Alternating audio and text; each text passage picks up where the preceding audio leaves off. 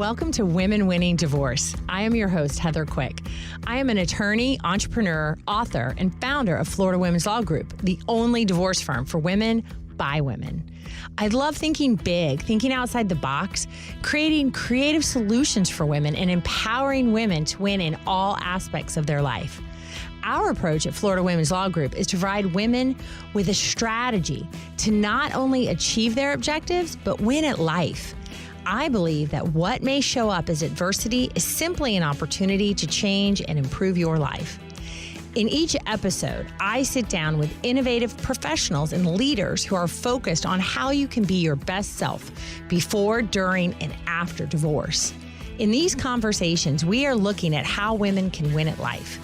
I have the unique opportunity to meet women when they are at a transition period of life. But that is only the beginning to becoming your best self and winning at life on your terms. With our guests, we enjoy the opportunity to explore ways all women can win and enhance their life, no matter where they are in their journey. Because divorce is just a point in life, not the end and not what defines you, rather a catalyst for your growth. Welcome to Women Winning Divorce. Each week we discuss issues including divorce, custody, alimony, paternity, narcissism, mediation, and any other family law issue in order to provide insight on the journey of women winning divorce. I'm Heather Quick, owner and attorney at Florida Women's Law Group. Today we have the wonderful pleasure of being joined by Christina Alvarez, owner and attorney at Alvarez Law, located in Orlando, Florida. Welcome, Christina. Hi, Heather. Thank you so much for having me. It's such a pleasure. Well, we are so happy to have you, and particularly somebody so close, because although we're only a few hours apart, we both know it's like worlds of difference in the court systems, and it's not really fun to go practice, even if it's just a few hours away in a court system that you're not used to. So we love having you nearby because I know many of our listeners probably have issues in Orlando, Florida, that they'll need to call you about. Awesome. Yeah, that's my main area of practice is Central Florida. So my main area is Orange County, actually. Wonderful. I want to find out a little bit more about you for our listeners and in your practice. And if you wouldn't mind starting with how you got into family law and why you stay in that practice area. So it's interesting. I actually went to law school already knowing that I wanted to practice family law. And, despite people trying to talk me out of it left and right, because it is very taxing, right, on us emotionally. As the attorney, there's something, I think, people know this term called secondhand trauma that we sometimes experience, right, in these very high conflict, dramatic situations. Despite people trying to talk me out of it, that's what I stuck to. So I actually was clerking for a lawyer he had a criminal, immigration, and family practice. And when I passed the bar, I came back. And he said, here are all your cases. I marketed for you and let's go. And I was like, oh, okay. Because I was already helping him with the cases as a law clerk. And so he had the confidence in me, thank God. And I always, shout him out on these things to be like, you can do this, I'm going to help you do this and you can totally do this. And so it just fits my personality. I love making that direct impact in the clients' lives. I feel like it's a lot different, right, than when you're just like staring at a contract and you're just talking about money. It definitely goes a lot deeper than that. And so it just appeals to me. And it's just something that, I love doing. Well, and that's wonderful. And I think, and of course we don't invite people on here who don't like family law, right? But it takes that special calling. There's something that you have to get out of it, right? In order to really, I think, be successful at family law and really enjoy it, which I think for a lot of us is the people and the transformation. And like you said, that direct impact, because you and we all we're meeting them, at a really difficult time in their life, whether they want the divorce, they don't want the divorce, somebody's going out with a kid, like whatever it is they're in a bad spot. They really need somebody who's going to be there for them, stand up for them and help them get through it, which does take a lot out of us as the attorneys, but I know you find it fulfilling as I do as well. So it's not just attorney, right? It's attorney and counselor. So people forget that. That's true. Right? You're not just there for the legal issues, right? You're also providing life advice sometimes, right? You're providing that sense of security for them. You're giving them motivation sometimes. I can tell you just had this happen yesterday where I had a client freaking out, right?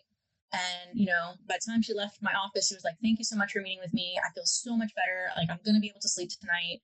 Because I assured her that whatever she thought was going to happen is not going to happen. And so there's the counselor part that comes along with the family law aspect as well. And, you're so right. And with that, though, is providing that information to the client that, they may not want to hear, but they need to hear. But often it's not as bad as what they've imagined in their head as far as what can all the bad things or how bad it's going to be, right? The reality usually isn't as bad as what they've imagined. And when we can provide that to them in a way that makes sense, hopefully they do feel a little bit more calm and secure that it's going to all work out. Yeah, that's actually one of my favorite questions to ask them at the intake meeting. I ask them, what their biggest fear? Yeah, what's the worst possible thing that could happen to you throughout this process? Because I want to know how deep the fear goes. Because, I need to address that right away. Like, okay, is this a possibility? Right. And I'm direct about it. I'm front, like, hey, yeah, that could happen to you within this process. Or, no, you don't lose sleep over that anymore. So I love that. That's one of my favorite questions that I ask them. And, I always get obviously different responses, right? But I love learning about that part. Well, and I know, Christina, like that, and that's rare, right? I mean, we ask clients questions maybe that not all attorneys do, because that's not a legal question, right? Oh my gosh, if we don't know that, we aren't really delivering them or addressing their major concerns throughout the process. If we don't ask that question, like, what's the worst thing that you think can happen? Because now we know where their mindset is and that rooted fear. And sometimes, okay, why do you think that? And they tell us, but then we have good information to help navigate and direct to the worst thing doesn't happen if possible, right? Right. And I think, you and I are in the same in this respect that when we see a client in front of us, we see a human being first. We're not just seeing their name on a document. It's a different experience, right? And I think sometimes attorneys forget that, right? Because we're trained to be so mechanical in our thought, and just be logical, follow the case law, follow the statute. And I think that's the part that's missing from these consultations sometimes, because I hear it from the potential clients. They'll say to me, "You're the fourth or fifth attorney I've met with," and I say, "Why didn't you hire the other 4 attorneys?" And they said, "Well, I felt like I just got brushed off. Like it was just like, here's your legal matter. This is what we're going to do. This is the price. We'll see you later," kind of thing. And people forget, like, these are human beings going through things. And so you take the time to like dig deeper into what they're feeling. I even asked them the question on the opposite end, like, if I handed you the keys to the kingdom and this was the best day of your life, what would you want to happen in this case? Because I need to also know what I'm dealing with as far as, realistic expectations.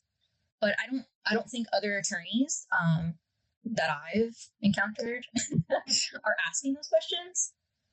So I think that makes us different too in that sense. No, I completely agree. And that's because this is, it's about the person and knowing exactly right where their expectations are, where their worst fears are, because many people can deliver legal services, but can we deliver the services that they really need and want? And not everybody knows to articulate that because they haven't been a client before. I think that's where in family law, we see so many people that really have never engaged an attorney and haven't had that experience, so they don't know how that relationship works. So they're not always going to offer information if it's not asked. And it is about them and their future as far as the way I look at family law and understanding where they think this will go, because maybe their only experience is their friend or whatever movie and TV show that they saw with, legal proceedings going on, which just paint a very unrealistic picture of what the reality will be, right? I mean, I get what you're saying, right? Because if you never had to hire a lawyer, or for me, for instance, I don't have any lawyers in my family. So the first time that I was around like attorneys, I was scared. I was like, what do I do here? What do I say here? When I was my first job in the legal field as a college student. So I can only imagine, right? Like the fear of coming into your office and discussing this very personal thing with this attorney. Like that's a scary thing. And then to be like told, okay, I might be subjected to the ruling of a judge on decisions for my family. Like this family we've created together and we've been living in this dynamic for years and years and years. And now some strange person who doesn't know me is going to come in here and tell me how I'm going to raise my kids, when I'm going to see my kids, how much I'm going to pay to, support my children. So that is scary. Yeah. Yeah, it really is. And that's part of what we talk about on the show are things that, hey, this is the reality. I think some fear, or at least being cautious and understanding how much power a judge has. And so therefore, that's why you hire an attorney. So listen to their advice, right? To get that advice on what's best for you and where you are. But also, understanding that there's such a wide range, right? Because there's trial and just a decision by a judge versus agreeing to things, mediating, compromising. There's so many things in between that can happen, and that can get you where you want to be if you begin to understand the process, but also know where you want to be in the future. What you want out of the divorce, or your relationship with your children. So I think those questions are so important, so clients can begin to open up about that, and not just about where the bank accounts are and the house and the value. It's like, we need to know a little bit more if we're really going to help you achieve your outcome, right? 1,020,000,000%. But today we are, I probably love all these topics. I'm such a law nerd and family law things that I find interesting that, only lovely guests like you find interesting as well. But I really do love talking about stay-at-home moms and divorce because those particular women, are some of the ones that earlier in my career, when I really recognized that I wanted to represent women only, I had a lot of those clients. I just saw such fear in them and such an unknown that I thought I could really make a difference for, because, it's one thing, the divorce, there's a lot of unknown, but if you haven't worked and you haven't financially supported yourself, that fear really overarches everything, don't you think, as far as money? Like, how is this going to work? How am I going to be okay financially? And particularly when you've signed the crazy prenups. I see that all the time. I don't know if you see it, but all the time I see this situation where they've signed this insane prenup. And then it's like, well, I did all these things. I supported the household by whatever it is, laundry, cooking. I raised the children. I drove them back and forth to school. I did all the activities. Oh, by the way, I also helped sometimes with the bookkeeper in my husband's business. I see that all the time too, right? Mm-hmm. And then it's like at the end of the story, they're not even provided alimony for. They provided nothing. And I just lose my mind when I see these situations. I don't know why, it just really triggers me. But yeah, and particularly in that situation, right? And I feel like it's like the stay-at-home moms, they're such a disadvantage financially, and it's so much harder for them to recover financially than it is for the breadwinner. Absolutely. And, ideally, in the ideal situations, the husband, is making enough money and there is no prenup. And even when there is no prenup, there's a lot of fear and a lot of concern because financially they're so dependent.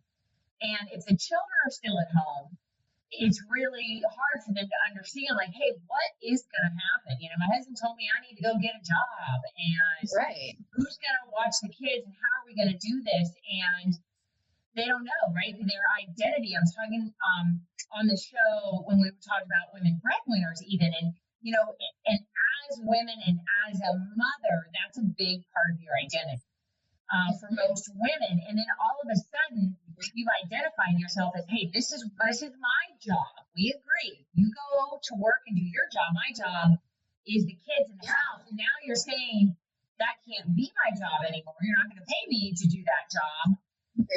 What's going to happen? I know that just creates a lot of confusion and fear for so many women. Mm-hmm. And it is a job. I want to make that very clear on this podcast. That is a job. It is a very hard job. There is a reason why. Very hard job. I have a 2-year-old daughter, and I've had my practice open 9 years now. I have a 2-year-old daughter, so I know what it's like not to be a parent, right, and have this thriving practice. And now I know what it's like to be a parent on top of having a practice. And I'm also married and have a whole house and things to tend to. So there's a reason why I don't stay home. Sometimes it is easier to go to work and build your practice than it is to stay home with the children, hours on end. There's no break, right? And then, like you're saying, you're depending on somebody financially, right, to support you in that job, in that role. And then you were mentioning the female breadwinners. It's interesting because when you have the men most of the time, and this is not all men, okay, I don't want to speak in like generalities, not all men, but most of the time, what the deal is, I go out, make the money, you take care of the house, okay, cool. But I think with the female breadwinners, what I see, and I represent a lot of female doctors, is they went, made the money, built the practice, and also tended to the house and the children. And their husband was golfing every Sunday and hanging out at the $50,000 a year job, not trying to do anything else with it. Or I'm going to go back to school. And then it's like, yeah, they go back to school and they don't do anything with a degree. So it's just interesting to me, right? Like how the division of labor is set up.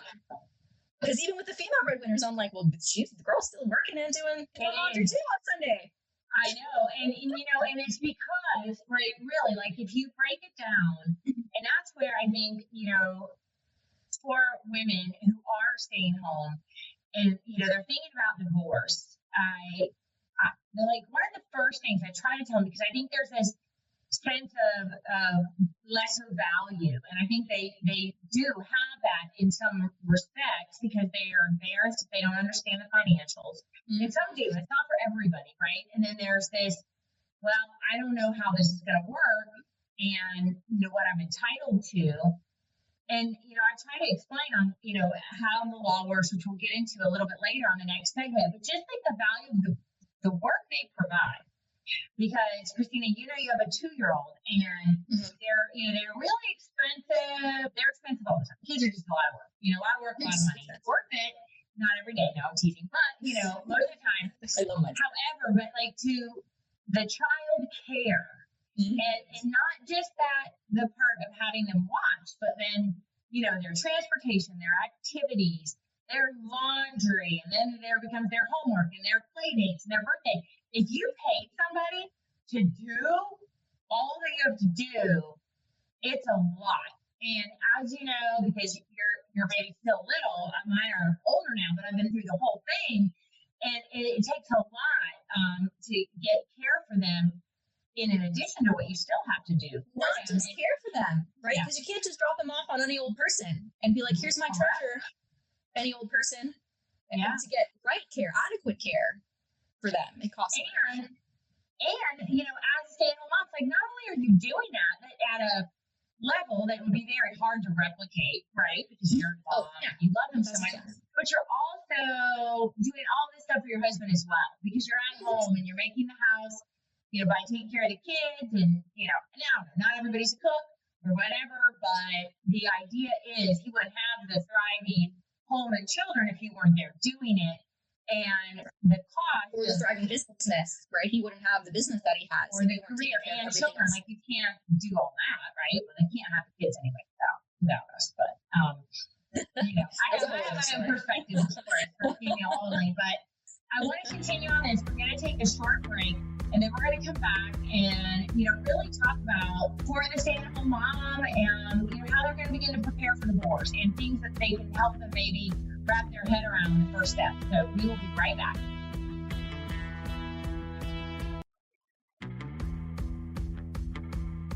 All right, well, we are back with Christina Alvarez, who has her law firm in Orlando, Florida, and today we are talking about stay-at-home mom and divorce, because we know there are a lot of women out there who have stayed at home and they're starting to think about divorce, or their husband, they've talked about it, but they're not sure what to even do to begin, right? And how do they prepare and begin to take control of that situation? And so for a woman coming to see you, Christina, what is the main thing? What are some of the main things you want them to know in order to prepare?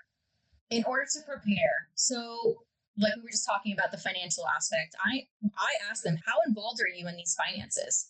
And if they aren't very involved, then I already know as the lawyer, I'm going to have to do some extra discovery to see what's going on here, because what you don't know, you can't tell me. I have to find out through the court process. The second thing is, I would say even before they're in the situation of getting the divorce, or things get a little rocky, to have your side business going, right? There's many women now who have that side hustle or side business, just selling things on, Etsy is one of the platforms, for instance, or, they're doing photography on the side. I had a client like that. Start your side business, get some form of income going for yourself when you start to see things unraveling. Don't wait until the divorce petition, is handed to you and they're in shock and like, what am I going to do now? So that's some of the things I tell them, when they come here. Absolutely. And I think for any women listening and they're like, I don't even know what to do first, that's a great piece of advice, because whether or not, not everything's going to be a moneymaker right away, but it's going to give you a piece of control, a little bit of control over that aspect of your life. And I think also some confidence, right? Because we can do more than we think. And usually we don't until we're pressed to do it. And it's, many women put their dreams and goals on hold because they're valuing, hey, that time with the kids as more. I totally get that. I respect that.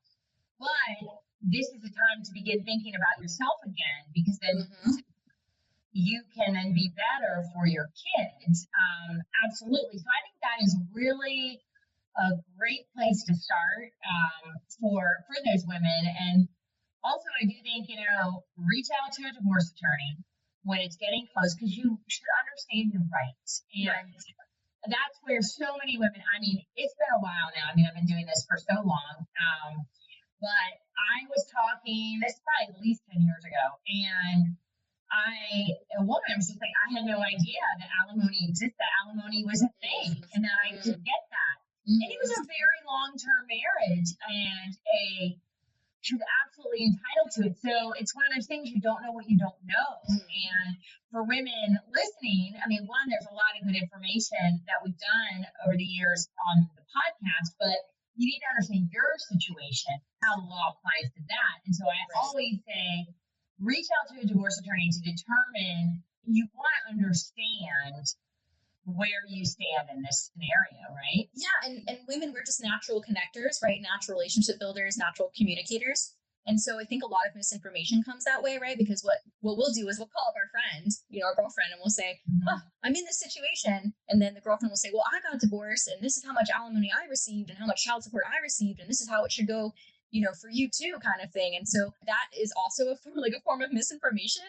So I totally agree with you. It's like, come in to the consult with your situation. Your situation is going to be vastly different than your neighbor's situation, your sister's situation, your cousin, whoever it is that you've spoken to. So I think it's important for people to know that. And then, you and I have a different perspective because we're also entrepreneurs, right? On top of being family lawyers. Right. So it's funny, I've counseled women, right, who have these side businesses who are like in crazy financial straits. What am I going to do? And I would say, I'm a businesswoman. Guess what? You're now also a businesswoman. You've been one, but now you're really going to be one for reals. And you're going to get on the phone with every client you've ever done anything for. And you're going to give them this offer, this program, whatever it is you got to make up to do to get this funds in and provide a service to them. You're about to do that. And it's so funny because they're like, oh, I didn't even think about that. Because they've been so conditioned, right? Defeated. And so like this, what you were saying, this is my one role, is to just be the stay-at-home mom. They don't see themselves as somebody who can generate income, generate money. And so I think that's, the difference between, with entrepreneur lawyers and, some other attorneys who maybe not understand business as much as we do. Well, exactly. And also too, what I tell my, our clients all the time, and our philosophy here at Florida Women's Law Group is, our job is to get you either, to get you as much money as possible and to get you in the best situation financially that we can. Right. But at the end of the day, there are cases that there is, plenty of money that you are going to still be comfortable. But in the majority of our cases, if there's one income in two households, it's not going to be the same. And it just, the numbers don't add up. So even though we'll usually get some temporary alimony and, get you going, it's understanding that, and it may have a window and it may have a timeline. Most of them do.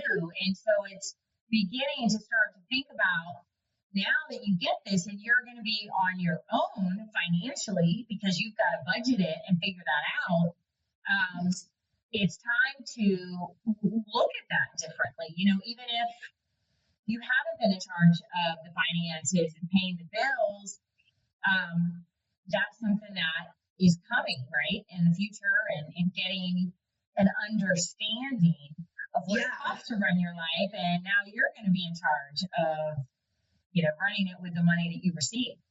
So I want to speak to this temporary alimony that you were mentioning. I don't know how it works there in Jacksonville, but here in Orlando, in Orange County specifically, we are not allowed to set any kind of temporary motions until we go to mediation.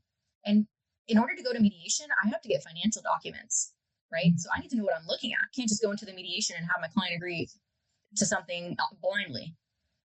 And that is a huge problem sometimes, especially for the person who's, stay-at-home mom, right? Because they're like, well, I have to wait now 4 or 5 months, maybe more, to even get heard on temporary alimony. And so they're living in this limbo, right, in between then and the time we either go to mediation and get some permanent settlement or temporary settlement, or by the time we actually get to the hearing on the temporary alimony. And so that's where it goes back to what I was saying about, don't wait until the petition for dissolution is in front of you. You start planning for that, because you're going to need those funds to keep you going during the time that you're waiting to receive any kind of temporary alimony, if that's what you're eligible for. And that's, that to me is, I know the courts just like keep their docket clean, but that's what they're doing. They're keeping their docket clean, and they're not really considering how it affects individuals, because financial instances, they're not an emergency. The courts don't consider that an emergency right here, but we can get temporary issues heard. Mm-hmm. But the reality is, is the best, soonest probably we're going to do that is 60 days. That is 2 months. So it's, it's like figure it out, start putting money aside so that in the event that you've got to manage financially, it's not right. Like everybody's, how did that happen? Well, because, if your husband gets upset and they do things now, it'll get corrected because we have orders once you file for divorce and you can't do that. However, but they do it anyway. They don't care. They don't care. I know. And then you have to go back and do that, which is, I know it's frustrating for our clients. We try to prepare them, because that is also very scary. And we definitely talk about, the family that you have, that you can have that not only emotional support, but that are available for financial support. It's really important. Yes. During this interim, can we make it right later? Usually we can. And if they hire an attorney, hopefully the attorney's like, that's not going to work. You keep doing this, you're going to, get it from the court. But it doesn't change the fact that it's difficult, and it happens, right? Yes. Yeah. And now we're backtracking, trying to fix that mess, and it costs the client more money. Correct. Which they already don't have the money to be spending on really all these things to begin with. And now we have to go in and backtrack on the action that their ex-spouse is taking against standing orders. I can't even tell you how many times I've had, husbands on the other side cut off the wife's health insurance. When they had an issue, like a medical issue that they needed, like medication that they needed, it's just so egregious. It's just, I don't know. That's another one that just makes you so mad. And the lack of understanding by the court system, by really preventing access, by requiring you to jump through some hoops, because mediation is costly as well. But we're not going to talk about that today, because we're going to talk about things that we can do and that we can change and help women prepare. And one of those things is do your sleuthing now, like you said, before things are going awry. Like, understand where banking is held and what the passwords and usernames. And I've talked a lot over the years, about financial abuse and like extreme cases and control. But if you can't have that conversation in a marriage about, I should know what money is where and how to access it, because what if he gets hit by a bus, right? And you have no access to anything. And I think when, in terms of that, you would hope most spouses would be like, I guess, I just take care of the bills and I have my usernames, passwords, because we don't have all the paper stuff. But I should share that, right? Because if something happens to you as the spouse who has no information, the whole family's in jeopardy. And so I do encourage women, like, please, if you're listening to this, and hey, when things are going well or even not so great, at least start trying to have that financial conversation, because you need to know where the money is, what your financial situation is, because your spouse isn't doing you any favors if they are, racking up a bunch of debt and you guys can't even afford your lifestyle, but you're unaware. You might be unaware of that. And I'm certain, Christina, you've seen that in the divorce. A thousand times. You might realization. Yes, and it's crazy because it's like on the outside, right? The business, it's usually in a business is where I see this the most, right? Where the husband has this business for years and years. The business on the outside is doing amazing, right? And so they're living the luxury lifestyle. They're driving beautiful cars. They have a beautiful home. They've got all these employees maybe. And then it comes down to the divorce and it's like, well, wait a minute. I have all of this business debt trying to maintain this lifestyle. And then the wife is like, say what? Right. And then, you and I are having to explain like, so, hey, listen, this business isn't worth as much as you think it's worth, because here's all the debt that the husband has incurred over the years that you didn't know about. Right. That's a very hard conversation to have, but it happens so often. It does. Like you just, not having those conversations are obviously maybe the reason that they find themselves in our office. But I really encourage women to start paying attention, as to what's getting spent, what's coming in. It's all about educating yourself. You don't have to learn the law. Like that's our job as your lawyer. We're going to tell you, because you don't even know what you don't know. And we're going to tell you how it applies to you and what you need to know about the divorce process. However, your financial situation, you can begin to educate yourself about.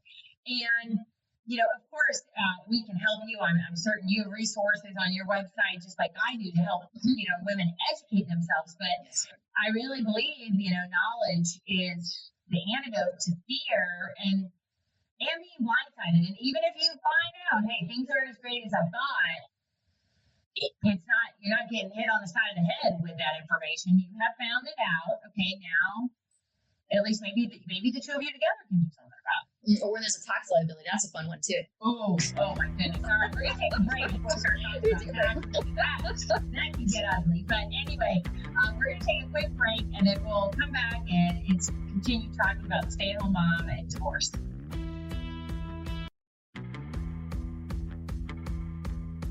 All right, well, we are back, joined by Christina Alvarez from Alvarez Law in Orlando, Florida. And we are talking today about stay-at-home mom and divorce. And the next topic, this last topic of the day, is my favorite. I'll tell you, I love alimony. I love talking about alimony. I love figuring alimony out. And I love getting women lots of alimony. I just really do, because there's a lot that goes into it. It's not a formula. As many of the male legislators would like it to be, but not as of yet. We really have, I wouldn't say specialized, but in a lot of ways, we work really well for our clients and really help them position themselves in the alimony argument when they need it. And likewise, on the flip side, if they might have exposure to paying it. So I'm not consistent on that end, right? I'm here to protect the women. For the stay-at-home mom, so if somebody comes in to see you, or they're listening, and they've been at home the past 10, 15 years. So whether or not they still signed a prenup or not, that ship has sailed. But let's just say they haven't. And what do you advise in regards to alimony? What would you tell them in that regard? Yeah. So one, length of marriage counts, right? We have the length of marriage statute, right, for the alimony in Florida. Get the finances like we talked about, because often the question, I know you get this, is, well, how much alimony am I going to be entitled to? And then I'm like, well, you don't know what the finances are, and neither do I in this moment. So I don't know that, right, until I do receive those finances. I think it's important, like I said before, to start your side gig. I'm just a big advocate of having some form of your own income, because the problem becomes, even if we do, if you're qualified for the alimony, you receive the alimony because he has the financial ability to pay it, you have the need. I often see it where the husband gets pissed off, and then, from 1 month to the next, he decides, I don't feel like paying this alimony. I don't feel like it. And then there you are in court on a motion for contempt while your client is waiting for this alimony. So then they're back in financial desperation.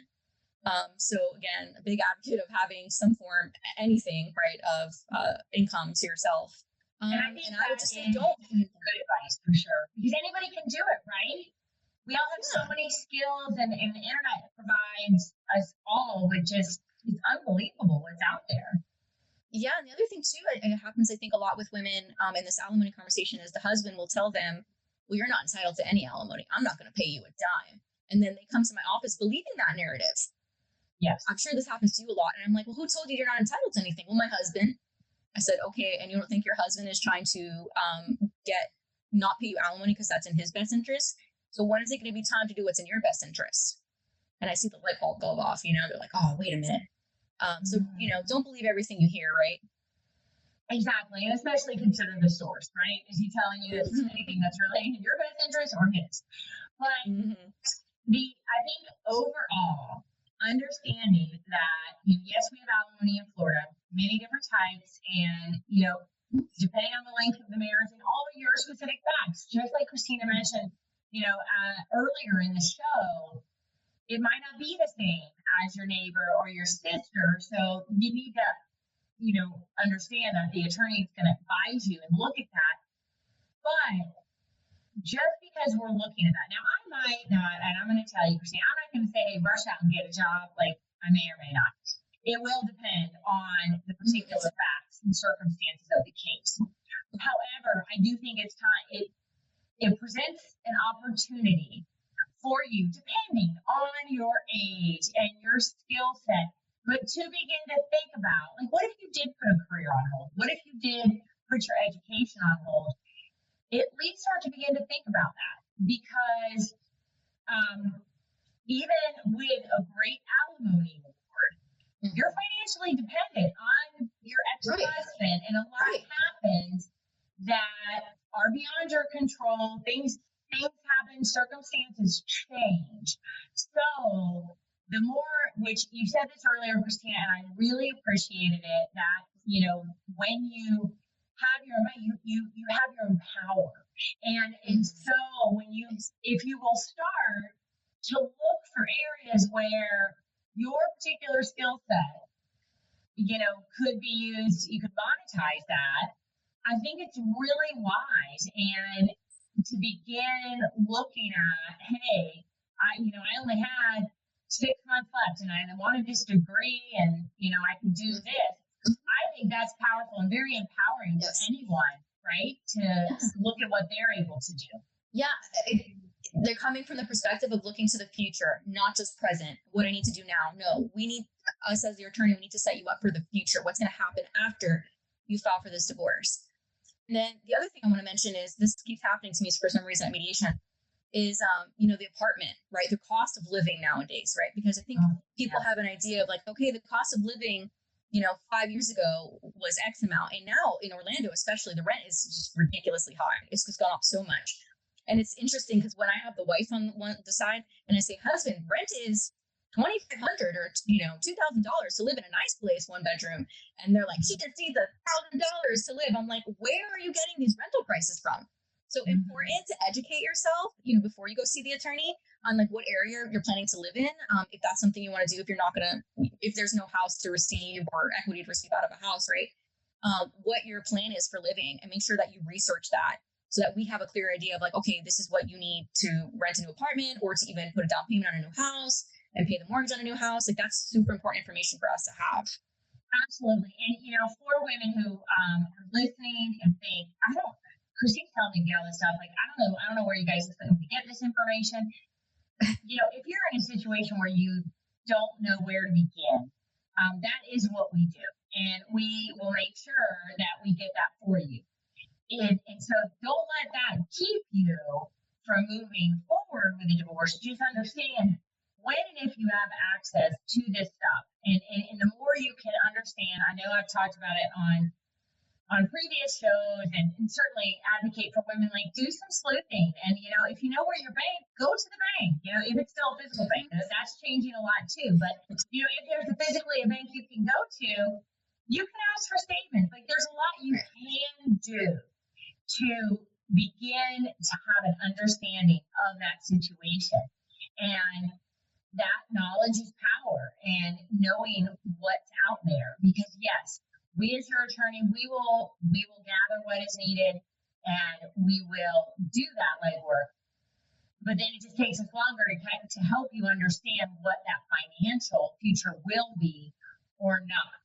Because, we can, even like we were talking about earlier, we can see, for all the money going out, okay, you're showing us that, but we need to see where the money coming in is and what the whole picture is, so that we can help begin to plan your future financially. Because that's usually the number one concern for most women who haven't worked and who have been, relying on their husband. And now it's like, okay, well, we're going to get divorced, but you're still going to have to rely on him.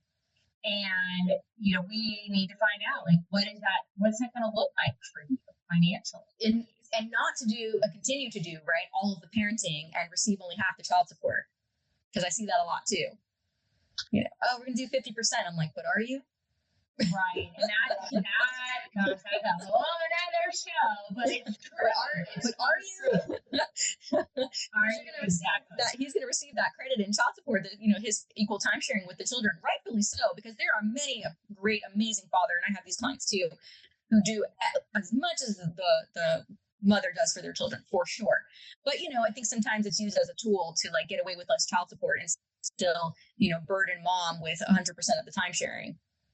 Yes, and that is absolutely true. So those are things, to look at, because with the stay-at-home mom, and really mostly today we're talking about divorce and alimony, but right, what will that time sharing look like? And that's going to depend on how active of a dad is he. I mean, most of the courts, that's what I would like to know from you, Christina.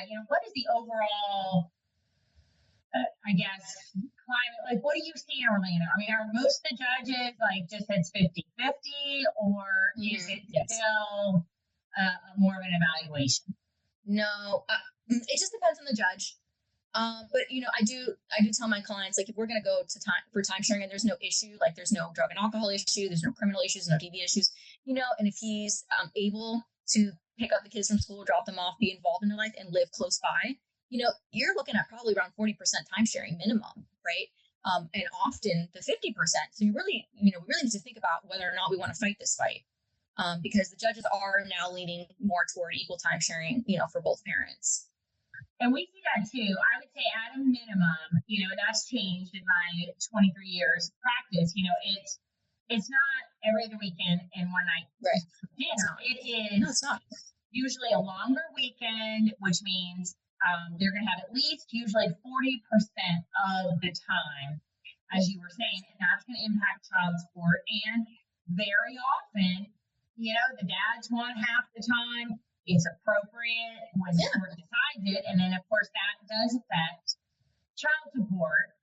And it also affects the court's perspective. Well, they're going to impute some income to you, and you don't have the children now 100% of the time. So there is that ability. And it's not like you can work one week and not the other, but it's just, I think, having that knowledge, like, hey, things are going to change, but it doesn't have to be bad, right? If that works out and you do have more time, you're going to have the ability to maybe, find that dream, find that, skill set that really has something to offer that you can monetize.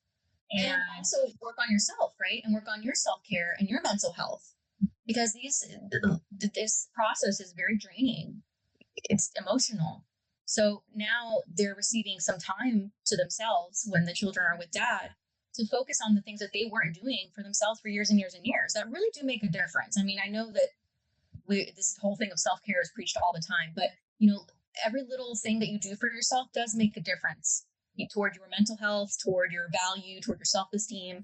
So that's how I pitch it to my clients. Like, yes, I understand that you've always been with the children 100% of the time, but now you're going to have a little bit of time for yourself to work on things that you want to work on. And if you're the best you can be for your kids are going to see that, and they're going to be the best they can be. So it's a trickle-down effect. I agree with you, Christina, 100%. And I think that, leads us to my last question that I would like to ask you. And that is, before we go, can you impart on our listeners what you've learned about divorce and representing women throughout your career that you'd like to share with them? I really want to say something here in Spanish, but it's a phrase. First, but then please say it in Spanish. Okay, like the phrase is don't be dumb. No sería boba. All right, you're gonna have to say that to me because it sounds prettier in Spanish. Don't.